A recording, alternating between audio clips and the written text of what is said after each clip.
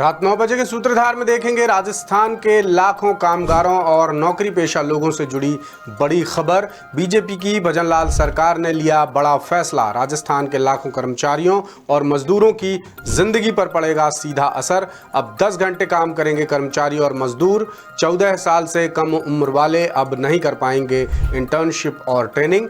जल्द अध्यादेश लाने वाली है भजनलाल सरकार। नमस्कार, आप देखना शुरू कर चुके हैं इन्वेस्टिगेटिव और इन-डेप्थ खबरों का सबसे सटीक, सबसे खास, पावर पैक्ड न्यूज बुलेटिन सूत्रधार, और आपके साथ मैं हूं रामकृष्ण गौतम। अगर आप राजस्थान में रहते हैं और नौकरी पेशा हैं, कामगार हैं, तो ये खबर आखिर तक जरूर देखिएगा, क्योंकि ये सीधे सीधे आपकी जिंदगी से जुड़ी है।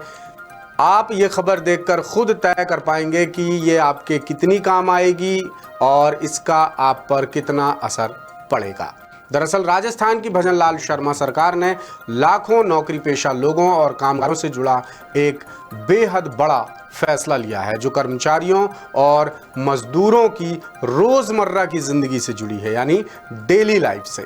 दावा है कि राजस्थान सरकार दुकान और वाणिज्य संस्थान संशोधन अध्यादेश 2025 लाने जा रही है, जिसे भजनलाल शर्मा कैबिनेट की मंजूरी भी मिल चुकी है। जैसे ही इससे जुड़ा नोटिफिकेशन जारी होगा, अध्यादेश के प्रावधान लागू हो जाएंगे और लोगों पर असर पड़ना शुरू हो जाएगा।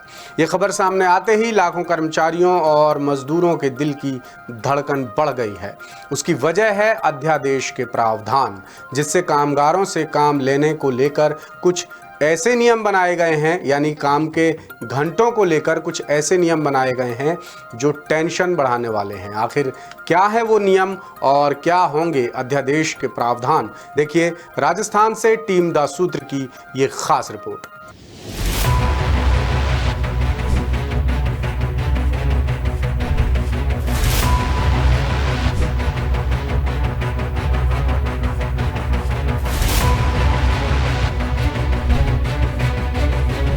राजस्थान सरकार श्रमिकों और कर्मचारियों से जुड़े हुए एक महत्वपूर्ण अध्यादेश को लाने जा रही है। यह अध्यादेश राजस्थान में अब 14 साल से कम उम्र के बच्चों को दुकानों, व्यापारिक संस्थानों या किसी कंपनी में काम करने की मनाही करेगा, और न ही 14 साल से कम उम्र के बच्चे अब इंटर्नशिप या फिर ट्रेनिंग राजस्थान में कर पाएंगे। दावा किया जा रहा है कि राजस्थान सरकार इसके लिए अध्यादेश लाने की तैयारी में है। राजस्थान दुकान और वाणिज्य संस्थान संशोधन अध्यादेश 2025 को मंजूरी मिल चुकी है, और इस अध्यादेश के लागू होने से अब क्या क्या बदल जाएगा, पहले आप वो जान लीजिए। ट्रेनी यानी कि प्रशिक्षु की न्यूनतम उम्र 12 से बढ़ाकर अब 14 साल कर दी जाएगी।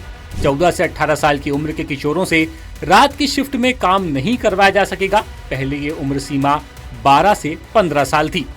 14 से 18 साल के किशोरों से रोज 3 घंटे ही काम कराया जा सकेगा।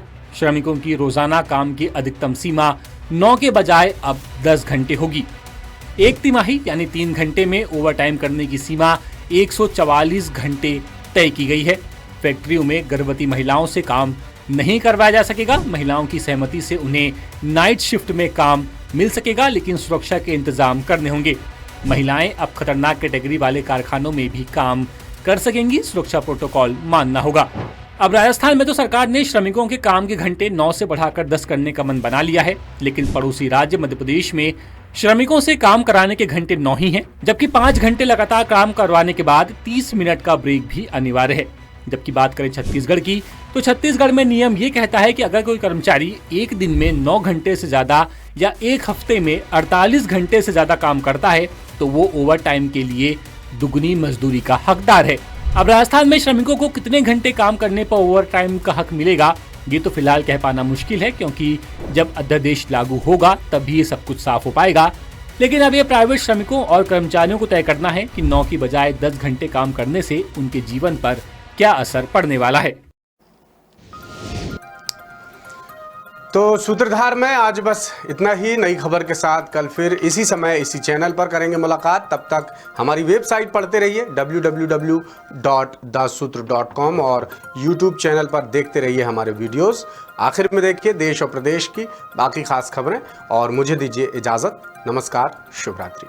केंद्र सरकार ने मंगलवार 28 अक्टूबर को 8वें वेतन आयोग के टर्म्स ऑफ रेफरेंस यानी कि शर्तों को मंजूरी दे दी है। अब कमीशन बनेगा और वो अपनी सिफारिशें गठन की तारीख से 18 महीने के अंदर देगा। इसके बाद 1 जनवरी 2026 से नया वेतनमान लागू हो सकता है। हालांकि पुराने ट्रेंड को देखते हुए सिफारिशों को पूरी तरह से इंप्लीमेंट होने में 2028 तक का इंतजार करना पड़ सकता है। यानी कर्मचारियों को 17-18 महीने का एरियर एक मुश्त या फिर किश्तों में मिलेगा।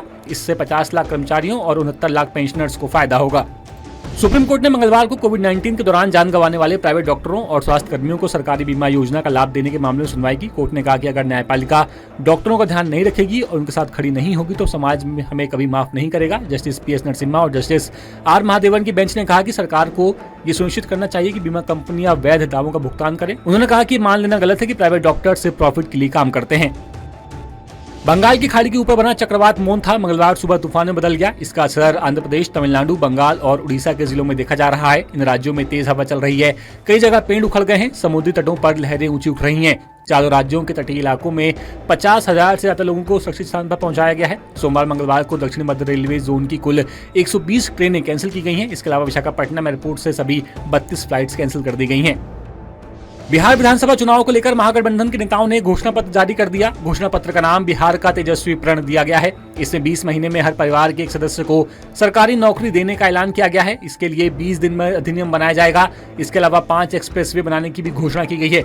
महागठबंधन के घोषणा पत्र में युवाओं, महिलाओं, संविदा कर्मियों, पुराने पेंशनधारी, किसान और गरीब परिवारों के लिए भी कई वादे किए गए हैं। प्रेस कॉन्फ्रेंस के दौरान तेजस्वी यादव के साथ कांग्रेस के राज्यसभा सांसद अखिलेश सिंह और राष्ट्रीय प्रवक्ता पवन खेड़ा भी मौजूद थे।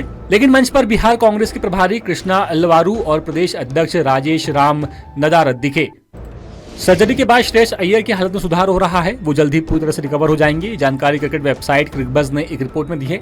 इसके पहले BCCI के वाइस प्रेसिडेंट राजीव शुक्ला ने बताया था कि श्रेयस को ICU से जनरल वार्ड में शिफ्ट कर दिया गया है। अस्पताल से उनके डिस्चार्ज होने में कुछ दिन और लग सकते हैं। श्रेयस के परिवार के सदस्य जल्दी सिडनी पहुंचेंगे ताकि उनके साथ रह सकें और रिकवरी के दौरान उनकी देखभाल कर सकें।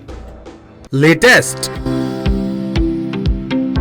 इन्वेस्टिगेटिव और इन डेप्थ खबरें देखने के लिए ज्वाइन कीजिए द सूत्र का व्हाट्सएप चैनल, सब्सक्राइब कीजिए YouTube चैनल, लाइक कीजिए Facebook पेज और पढ़ते रहिए www.daसूत्र.com।